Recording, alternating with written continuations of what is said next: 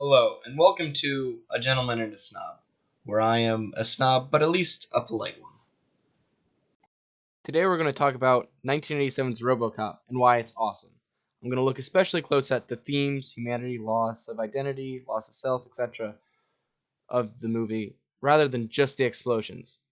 I'm doing this because I want to prove that I'm a snob not later on in my career, but in my very first video. Let's get to it. RoboCop opens on a news broadcast to not necessarily give exposition, but rather to set the tone and give character to the setting of old Detroit. There are a few of these little pop-up TV shows and commercials that show what people are watching in old Detroit.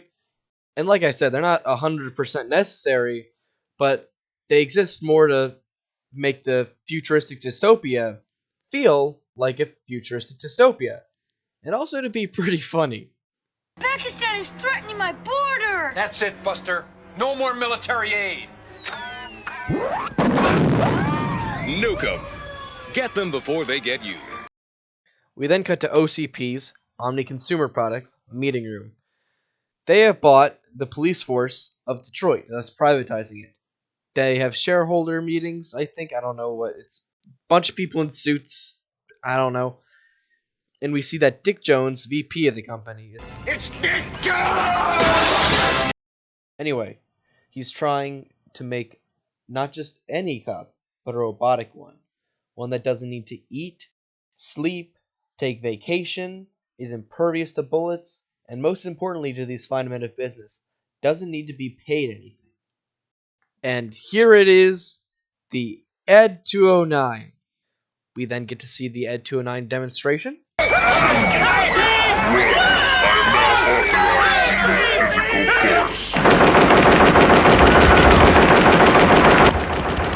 And that doesn't end well. Dick, I'm very disappointed. Then we see that Bob Morton, not Dick Jones, has a plan B in case the Ed 209 fails. This plan B is called RoboCop.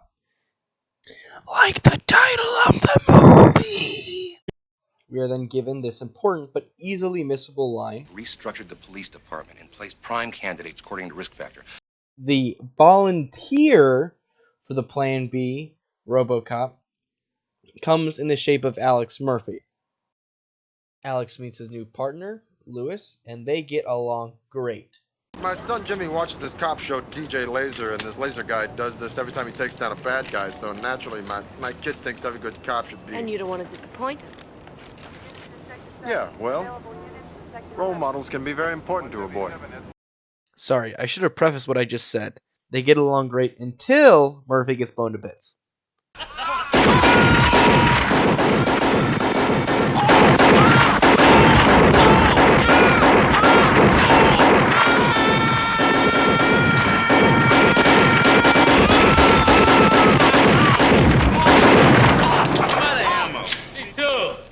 Murphy is brought back as RoboCop.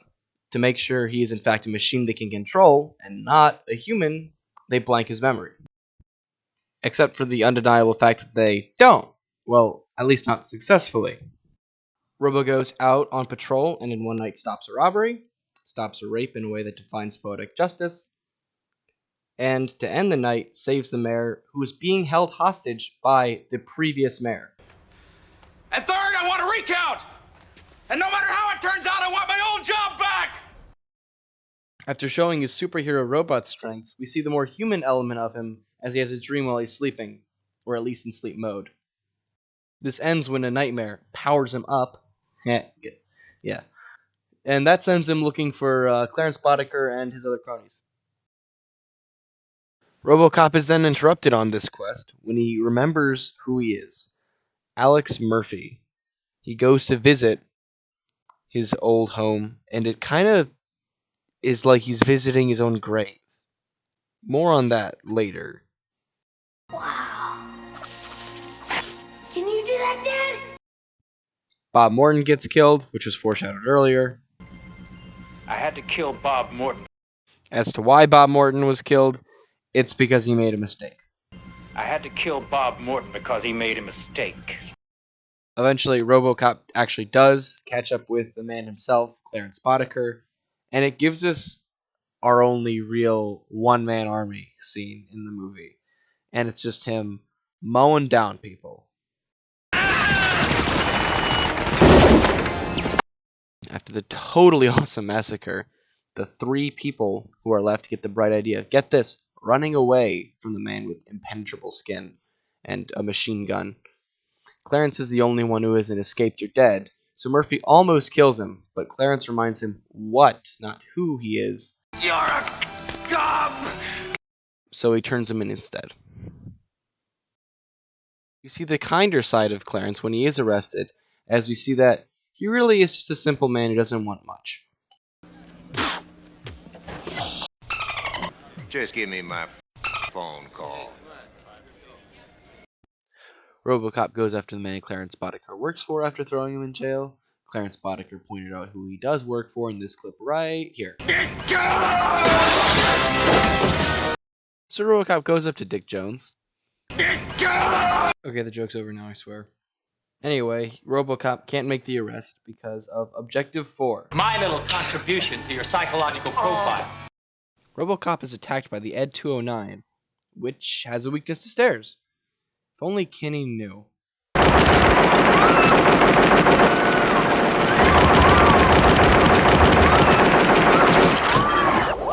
RoboCop is then attacked by the cops because, remember, OCP runs the cops! he survives only because of Ann Lewis, who takes him to safety. She tries to restore his memory by taking him to the one place she knows will jog it, the abandoned construction site where he died. Clarence Boddicker then gets sprung into jail by Richard.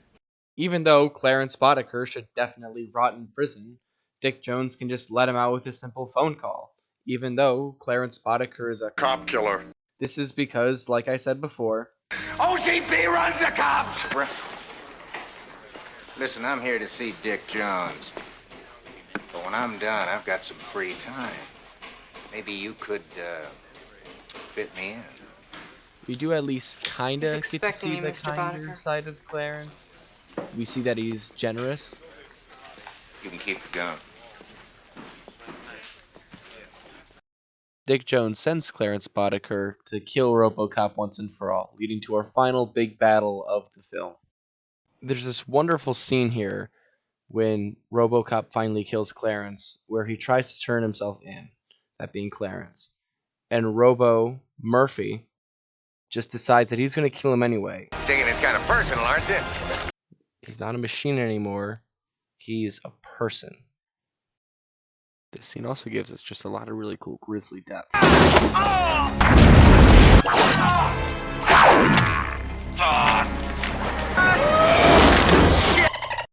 Of course, there's one death, supposed death, that does hit a little too hard. Murphy, I'm a mess.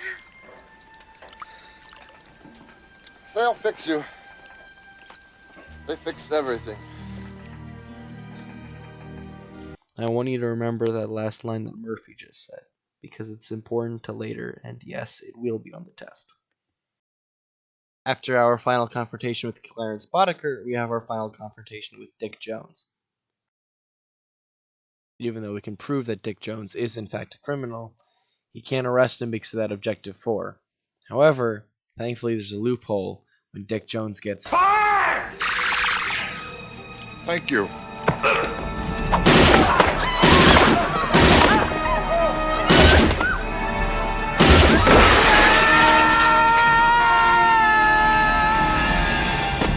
And after his big, huge, most heroic moment yet, when asked who he is, he doesn't respond with a program or what his code tells him to. He just says, Murphy. Nice shooting, son. What's your name? Murphy.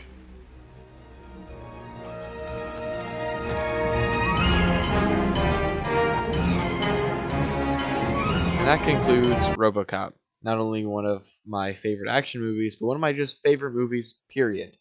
I hope you got all that, because now we're going to unpack it. First of all, I'd like to talk about the humor of the film. RoboCop is not really a comedic action movie. It's not a major point in the film, but there is funny stuff there, and I think that the funny stuff is great.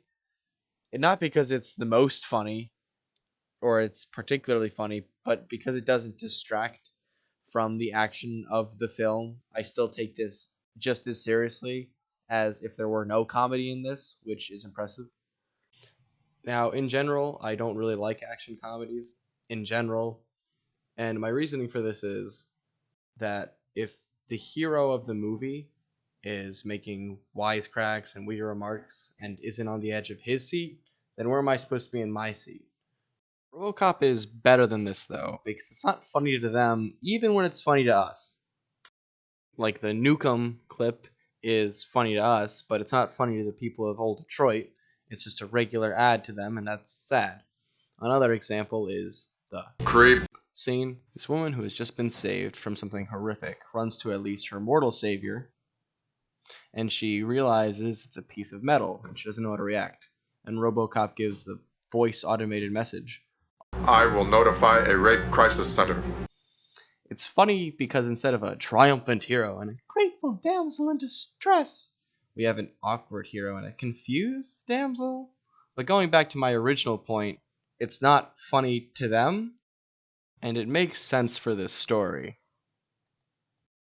Another thing I love about the Creep. scene is the dialogue of it.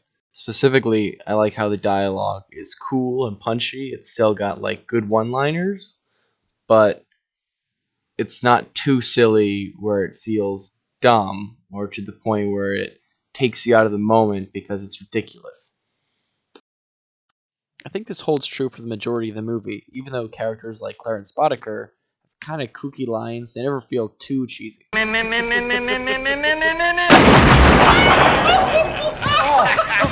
Well, give the man a hand. In addition to, Leave. and of course, Ooh, guns. Come on, Sal. Tigers are playing. 2 nights. I never miss a game. but let's not forget, Sayonara, RoboCop. hey, he said the thing! Woo! Yeah, he said the thing! That's the title of the movie! As opposed to Clarence's dialogue, which is zany and crazy and over the top. RoboCop's dialogue for the majority of the movie is typically awkward and kind of dumb sounding. Thank you for your cooperation. Good night. Madam, you have suffered an emotional shock. I will notify a rape crisis center. Except when he's so blunt and matter of fact that it's really cool. I have to go. Somewhere there is a crime happening. Stay out of trouble. Your move, creep. Of course, as RoboCop transforms back into Murphy, his dialogue gets a little less computer-esque, perhaps you could say even a little less robotic. Overall, I would say that the dialogue to this film is just wonderful. It's punchy and cool and memorable, but never stupid or too dumb or silly. Just like the action in this movie.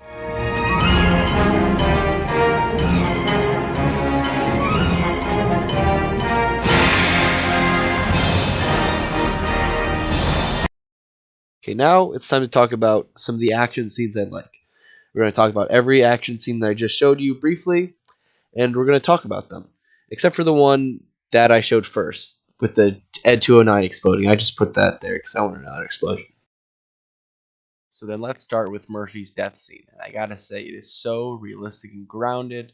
It's impressive that the filmmaker stuck to him living and then dying after a reasonable amount of bullets. That, my friends, is an example of irony.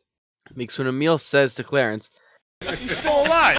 you just instinctually say to yourself, no, he's not. I remember seeing this film for the first time when I was, I want to say 7. And I think I saw it on cable. I remember 5 scenes from this movie going back to watch it 10 years later. Dick getting shot out of a window, the town having no cops, Bob Morton getting killed, the Ed 209 scene. But what I remember most of all was Murphy getting killed. And I wasn't traumatized at all. I mean, seriously though, I did keep watching the movie, so I guess I must have been a pretty tough kid. Though even at that age, I remember thinking, no, he should be dead by this point. There's no way he can survive all that. Or at least thought it was strange, or kind of like, wow, holy crap, Murphy could sort of survive all that and he's still not dead. That's shocking. So then a more mature me would obviously say to himself, well, the movie would have been better if he was just shot and killed instantly in the head, kind of like what Clarence did to him, except to the back. Because then, that would have made more sense, that would have been more practical, and it would have made the movie better. Right? Wrong! You see, for this scene to work properly, it has to do two things. It has to adequately set up the revenge plot line with Clarence, and it also has to make you feel sympathy for its main character. Now, for the revenge plot to work, we have to be rooting against and truly hate Clarence Boddicker. Now, if Clarence Boddicker killed Murphy in a way that was quick and painless, and he only did it because he needed to escape, it would only really work like a third of the way, maybe. But this works 110% of the way, because he's not just killing him. Clarence, for no justified reason, is the one who mocks him and laughs at him as he's repeatedly crushed and maimed. Second reason this scene is so important is because after this, he turns into RoboCop, who by definition is robotic. He, at least for the first part of the film, does not feel emotions, and it's hard to feel or even care about a character that doesn't feel or care. So then how do you get the audience to care? The answer is you show Murphy before he dies and turns into RoboCop, and just based on solely the fact that he was alive before he died, you immediately have sympathy for him, enough to carry the film. Right? Wrong! Seeing him go to the new station, seeing him interact with Lewis, showing that he has a beautiful wife and a lovely little boy. That works, and that's enough. It works pretty good. But that real secret ingredient is seeing him get mocked and laughed at as he's repeatedly crushed and maimed. Now, seeing the overtop, cruel, and sadistic way that he gets killed, that is what builds sympathy, and that's the secret ingredient. Next up, of course, is everyone's favorite scene from the film, the one where Kinney gets just demolished by the Ed 209. This is very similar to this scene we just discussed, but however, it gets a completely different emotion, which may be a topic for another video, but not right now. Now we're just going to talk about why this scene is great. First of all, it's funny because while you expect cops to get mowed down in the street, and you can take that seriously, you don't expect businessmen to get mowed down in a board meeting by a product demonstration. That shock value is, of course, what makes it memorable. This scene also sets up our two corporate antagonists really well. Dick Jones doesn't care that his machine has accidentally killed Mr. Kinney, which, side note, it's not too hard to believe that this was intentional, because he did pick Mr. Kinney out of them, and he does kill Bob Morton off in a similar fashion later on in the movie. And while we're on the subject of Bob Morton, he does not care in a rather sinister way, especially because he went up the elevator with Kinney and even talked to him, meaning that they were, like, in some way, I guess, co-workers, knew each other, maybe even friends, and he's still completely unaffected. Well, I shouldn't say Bob is unaffected. He's actually very excited, because now he can finally take his shot at Dick Jones and move up the corporate ladder. Bob Morton doesn't create RoboCop because he wants to make the perfect police officer to destroy all crime. He does it entirely out of spite and greed. That's the only reason RoboCop has his memories again. It's because he was a rushed product, and he's just flawed because of that. This isn't the only example of evil corporate soullessness either. I had a guaranteed military sale with Ed 209. Renovation program. Spare parts for 25 years. Who cares if it worked or not? Hello, I like money. Well, then I guess it's no wonder why the Ed 209 went out like, well, like that. Even the objects in like their environment are cartoonishly evil. Like there's just toxic waste just there, just lying around in the final battle. Speaking of the final battle, it's really good. It has everything you'd want from an action flick. It's got cool lines, explosions, bodies turning into meat. We have 4G, 5G, 6G, really all the Gs. I mentioned this scene had great action movie dialogue, and there was really one line in particular that I was thinking of when I said that. Looking for me? Now, in some other films, this would just be a dumb, crappy line that wouldn't make sense. Why wouldn't you just shoot them instead of alerting them of your presence and then shooting them? But, well, this is a revenge thing. And it's not about just killing them, he has to get revenge. So it works on a revenge standpoint. Okay, well, that's all well and good, and it works. But there's even more to it than that. This rundown old factory is the same place that Murphy was killed in the beginning of the film. So it makes sense from a narrative perspective as to why this would be where RoboCop would kill Clarence Boddicker. This time around, Clarence is going to get crushed and maimed! Of course, RoboCop is more than just a revenge story. It's also about a man rediscovering what is left of his humanity. This action scene is the peak of that. We see Murphy think creatively by tricking Emil and use his USB spike as a weapon. Shout in pain when he gets injured. Show that he cares about Lewis. Taking this kind of personal, aren't you? Yes, he is Clarence, and that brings me back to the second part of what makes this line Looking for me? so amazing.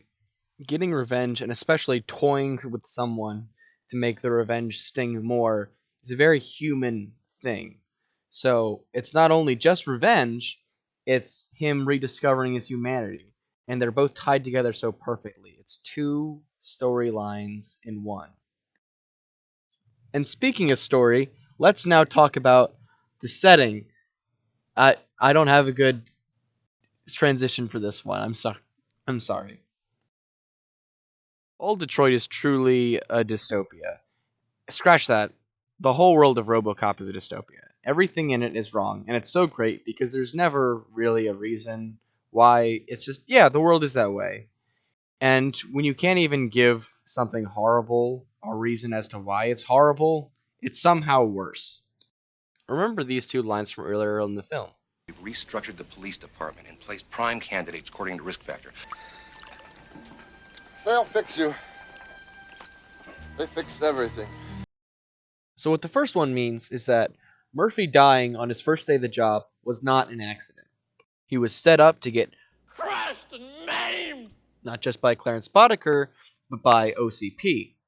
Even worse, he wasn't the only one part of this program. There were multiple people getting set up to be killed, the ideal candidates. And this was going on before they even had official funding. They were already gambling with the lives of police officers.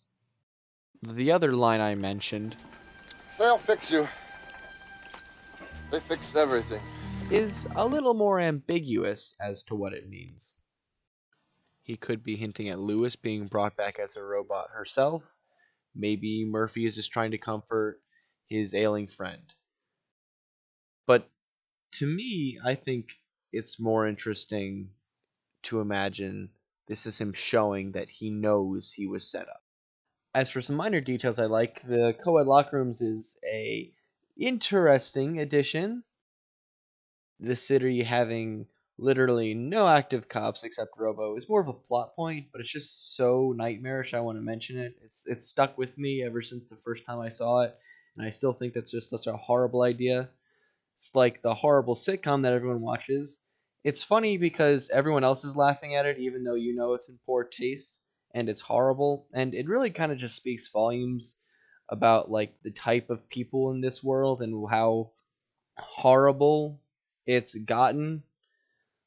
I'd buy that for $1. Even Bob Morton references it in Business when he's talking about his... Bill, I'd love to, but I got a date. A couple models coming to my place, know what I mean? I'd buy that for $1. However, Murphy is different, though. He's something special. The show that influences him is only shown to him because of his son. And that brings me to okay, I'll nail the last transition. Just not this one. Some other things that I really liked about the film that I either don't know enough about to really talk about in depth or just aren't that big parts of the film are the acting, the special effects, and the music in the film. I think the casting is perfect. Everyone is doing a terrific job. Even minor characters giving exposition sounds awesome. Old Detroit has a cancer. The cancer is crime. I also just love the effects of this movie. I like that you get to see inside his head, and by that I mean metaphorically, when you actually get to see what he's seeing. I also just like to see when you get to see his head. I think that effect was amazing. I like the stop motion of the film. I think that it's perfect. Well, almost perfect. The stop motion gets talked about a lot, but what doesn't get talked about a lot is that one mechanical puppet that they used briefly. I think that was a really great effect. I didn't notice it even after seeing the movie 10 times. It had to be pointed out to me, so it's a pretty good effect. I like just the RoboCop suit or armor, I guess, that he has on. I think it looks great. I also like the sounds that it makes. I think that they're very great robot sounds. It's not too cheesy, though, and doesn't overdo it, kind of like the movements of RoboCop. So the sound design is amazing. But another sound that's amazing in the movie is, of course, the...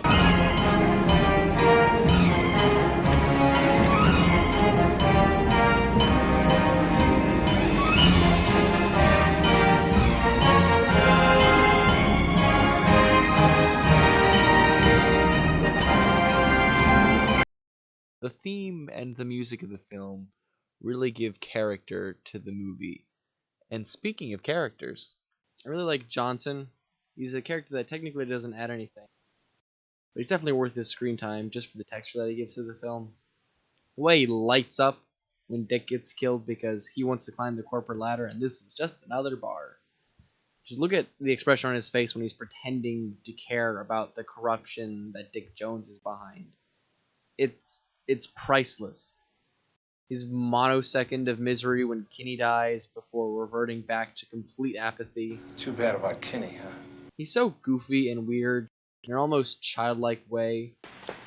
Tastes like baby food. Knock yourself out. But he's just as evil as Morton and Jones. Speaking of Morton and Jones, they're interesting too. Morton is the new up-and-comer determined to be number one, while Jones has been in line to be number one for quite some time, and he's not going to let Bob take that from him.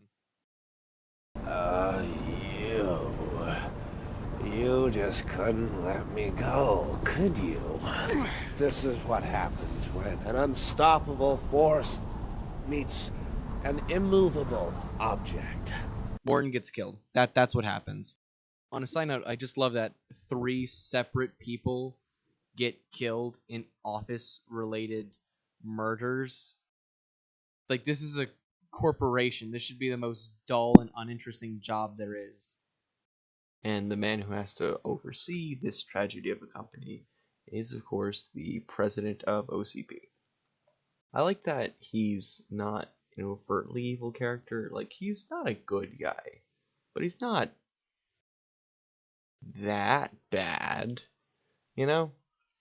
But you know who is that bad? Our less corporate and more criminal villain, Clarence Boddicker. Clarence Boddicker is really just an overtly evil villain. There's not much to him. He has no level of depth, but the movie already has plenty of depth, and there's always depth in the scene where he is there, so he doesn't need to. He's just a dragon that needs to be slain, and he's performed perfectly, and he is fantastic in that role. And so are his goons. They're all great too. On the other side of the spectrum, we have the good guys and girl. Ladies and gentlemen! Her character is basically Murphy's one connection to his past. His family is gone, making Murphy's loss more tragic, and despite the fact that he only knew Anne one day, they still connect, and we got to see them connect. Until he died. In every Robot Finds His Humanity movie, there's one character they show that brings the humanity out of our protagonist. It would make sense for it to be Murphy's wife, or his son. But that would be way too easy. We could get the visit his own grave sequence with the house scene, that it would come too early and the story would progress too fast. His family, what makes him human, is far from him, meaning that only his partner for, once again, a single day will help him, making this way harder than if his wife just showed up. Also, Anne isn't hyper-feminist or hyper-sexualized, so that's pretty cool too. The Sergeant is a good character for his role, but he doesn't have a lot of screen time, so I'm not going to give him a lot of time in this review. But what I am going to talk about is the man under the machine, Murphy. Murphy is the kind of hero you don't want to be. While some action heroes are ultra manly, wildly over the top, wish fulfillment, Murphy is really a tragic character in nature. He starts out as a young, hopeful, idealistic man with a wonderful wife and son. He gets set up and gets killed, both by the corporation he works for and by the criminals he fights against. He's brought back to life as a machine and has nothing left of himself. He's as far away as idealistic wish fulfillment as you can get. Unlike He-Man, it's unclear whether or not he even is a man. I thought we agreed on total body prosthesis. Now lose the arm, okay? Jesus, Morton. So he's not a happy character. But that's what makes him so grand. It's a mighty fine revenge story, but it's not just a revenge story. It's a story about humanity. There are many good things about RoboCop: writing, acting, directing, effects, dialogue, cinematography, comedy, action, tragedy. But the main story at the core of it isn't just one about greed, corruption, violence, or even about why Bobbies can't fly. Can you fly, Bobby? Clarence, no! RoboCop is a success story about a soul with no accompanying parts. I'm going to kill you. He doesn't say that, but he means I'm going to kill you now. And that's why I call it the American Jesus. Before I worked on this project, I'd seen RoboCop 7 times. Now I've seen it 11 times. I can't wait to watch it again and again and again and again. The best day ever, and God bless.